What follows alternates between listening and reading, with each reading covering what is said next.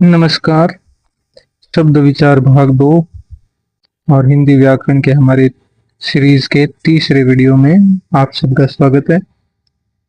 तो पिछले वीडियो में हमने बात की थी शब्द के प्रकारों के ऊपर। तो शब्द की जो अन्य शब्दों के साथ उसका संबंध होता है, उस संबंध के आधार पर उसके प्रकार हमने जाने थे कि भाई कौन से शब्द परिवर्तित हो जाते हैं और कौन से परिवर्तित नहीं होते हैं। तो जो परिवर्तित हो जाते हैं उनको विकारी शब्द कह देते हैं और जिनमें परिवर्तन नहीं आता वो अविकारी शब्द कहलाते हैं।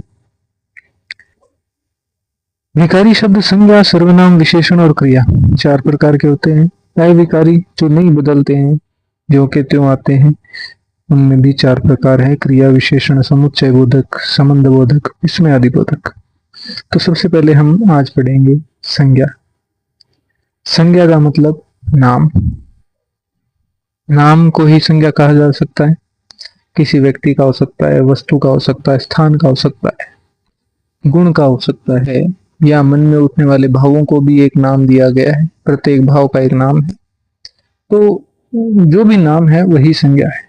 अब इसकी परिभाषा में देखें तो किसी प्राणी, स्थान, वस्तु तथा भाव के नाम का बोध कराने वाले शब्द संज्ञा कहलाते हैं। प्रकार संज्ञा के भेद। संज्ञा के मुख्य रूप से 3 भेद हैं। व्यक्तिवाचक संज्ञा, जिसमें व्यक्तियों के नाम होते हैं, व्यक्तिवाचक नाम होते हैं। दूसरी है जातिवाचक संज्ञा, जिसमें जाति का बोध होता है। और तीसरी है भाववाचक संज्ञा, जिसमें भावों का बोध होता है। तो बात करते हैं व्यक्तिवाचक संज्ञा की। जिस संज्ञा के शब्द से एक ही व्यक्ति, वस्तु या स्थान के नाम का बोध हो उसे व्यक्तिवाचक संज्ञा कहते हैं। व्यक्तिवाचक संज्ञा विशेष व्यक्ति या विशेषता का बोध कराती है, विशेष का बोध, सामान्य का नहीं। प्राय व्यक्तिवाचक संज्ञा में व्यक्तियों, देशों, शहरों, नदियों, पर्वतों, त्योहारों, पुस्तकों, दिशाओं, समाचार पत्रों, दिनों और महीनों आदि के नाम। अब आगे बात करते हैं जातिवाचक संज्ञा, दूसरा प्रकार संज्ञा का। जिस संज्ञा शब्द से किसी जाति यानी वर्ग के संपूर्ण प्राणियों, वस्तुओं, स्थानों आदि का बोध होता है उसे जातिवाचक संज्ञा कहते हैं। गाय, आदमी, पुस्तक, नदी आदि शब्द अपनी पूरी जाति का बोध कराते हैं। यानी गाय, कोई गाय, गाय गाय गाय में सभी प्रकार की गायें आ जाती है। आदमी में, आदमी शब्द में सभी प्रकार के आदमी आते हैं। पुस्तक में सभी प्रकार की पुस्तकें आ गई। नदी शब्द में सभी प्रकार की नदियां आ गई। इसलिए जातिवाचक संज्ञा कहलाते हैं। प्राय जातिवाचक संज्ञा में वस्तुओं, पशु पक्षियों, फूल फल, धातुओं, व्यवसाय, संबंधित व्यक्तियों, नहर, शहर, नगर, गांव, परिवार, भीड़ जैसे समूहवाची शब्दों के नाम आते हैं। यानी एक तरह से समूहवाची शब्द ये, लेकिन वास्तव में ये जातिवाचक संज्ञाएं हैं। आगे बात करें तो भाववाचक संज्ञा। जिस संज्ञा शब्द से प्राणियों या वस्तुओं के गुण, धर्म, दशा, कार्य, मनोभाव आदि का बोध होता है उन्हें हम भाववाचक संज्ञा कहते हैं। प्राय गुण, दोष, अवस्था, व्यापार, अमूर्त भाव तथा क्रिया भाववाचक संज्ञा के अंतर्गत आते हैं। यानी वास्तव में देखा जाए तो गुण, धर्म, दशा, कार्य और मनोभाव, इनका प्रयोग, इनके रूप में प्रयोग ये भाववाचक संज्ञा होती है। अब भाववाचक संज्ञा जो शब्द है वो उनकी रचना जो है मुख्य 5 प्रकार के शब्दों से होती है। नंबर 1 जातिवाचक संज्ञा से होती है, सर्वनाम से होती है, विशेषण से होती है, क्रिया से होती है और अव्यय से। भाववाचक संज्ञा जो है, जातिवाचक संज्ञा, भाई जातिवाचक भी एक संज्ञा है और भाववाचक भी एक संज्ञा है।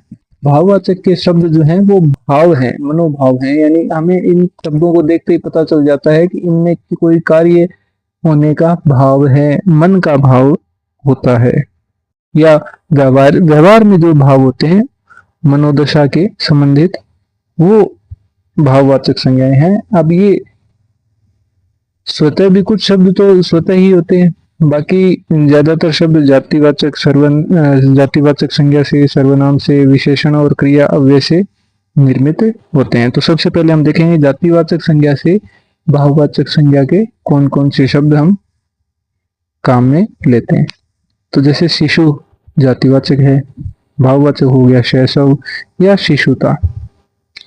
ज्यादातर प्रत्यय जुड़ते हैं, प्रत्यय जुड़ने के बाद जातिवाचक से भाववाचक संज्ञाएं बन जाती हैं। विद्वान है, विद्वान से विद्वत्ता हुआ। मित्र, मित्र की जातिवाचक संज्ञा है, उससे मित्रता बना, ता प्रत्यय इसमें जुड़ गया।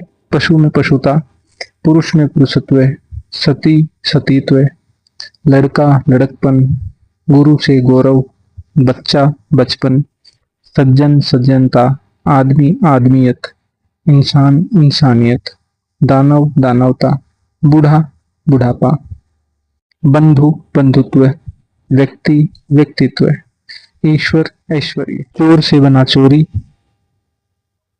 ठग से ठगी। सर्वनाम शब्द जो है उनसे भाववाचक संज्ञाएं बनेंगी। तो सर्वनाम जैसे मम है, मम से ममत्व या ममता, स्व से स्वत्व, आप से आपा, सर्व से सर्वज्ञ, निज से निजता निजता या निजत्व, अपना से अपनापन या अपनत्व।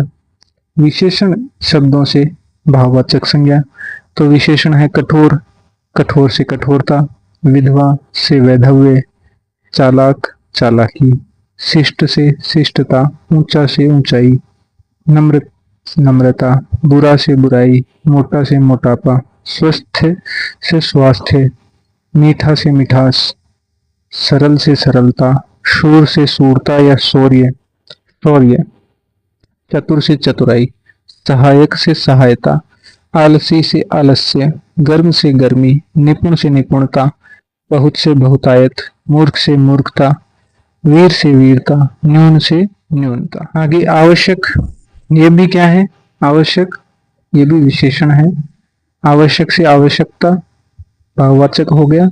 हरा से हरियाली, पतित से पतन, छोटा से छुटपन, दुष्ट से दुष्टता, काला से कालिमा या कालापन, निर्बल से निर्बलता। उसके बाद है क्रिया से, तो क्रिया है सुनना, सुनना से भाववाचक हुआ सुनवाई, सुनवाई एक भाववाचक संज्ञा है। गिरना से गिरावट, चलना से चाल, कमाना कमाई, बैठना से बैठक, पहचानना पहचान, खेलना खेल, ये सब भाववाचक संज्ञाएं हैं। जीना से जीवन, चमकना चमक, सजाना सजावट, लिखना लिखावट, पढ़ना पढ़ाई, जमना जमाव, पूजना पूजा, हंसना हंसी, गूंजना गूंज, जलना जलन, भूलना भूल, गाना गान, उड़ना उड़ान, हारना हार, थकना थकावट या थकान, पीना से पान, बिकना से बिक्री। सबसे इंपॉर्टेंट चीज यही है याद करने के लिए या ध्यान में रखने के लिए कि जातिवाचक संज्ञा से भाववाचक संज्ञा कैसे बनेगी, सर्वनाम से भाववाचक संज्ञा कैसे बनेगी, उसके बाद क्रिया से विशेषण से भाववाचक संज्ञाएं कौन कौन सी हैं, और उसके बाद क्रिया से भाववाचक संज्ञाएं कौन कौन सी हैं। ये परीक्षाओं की दृष्टि से बहुत ज्यादा इम्पोर्टेंट ये कॉन्सेप्ट है। और ये शब्द कैसे बनते हैं, प्रत्यय कौन से लगते हैं, कौन से प्रत्यय के क्या नियम होते हैं, जब हम प्रत्यय का कॉन्सेप्ट पढ़ेंगे आगे तो उस दौरान हम अलग अलग प्रत्ययों को पढ़ेंगे और उनके कुछ नियम भी पढ़ेंगे कि किस प्रत्यय से शब्द में कौन सा परिवर्तन आता है, किसकी मात्राएं घटती है और कैसे मात्राएं जुड़ती हैं। फिर बात करते हैं अव्यय से बनने वाले भाववाचक शब्द, जैसे दूर दूरी, ऊपर ऊपरी, धिक से धिक्कार, शीघ्र शीघ्रता, मना से मनाही, निकट से निकटता, नीचे नीचाई, समीप सामीप्य। तो आज के लिए इतना ही।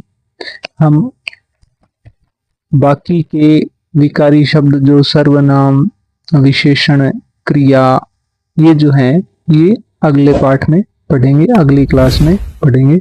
कल जो होगी उस वीडियो में ये सब चीजें शामिल करेंगे। धन्यवाद।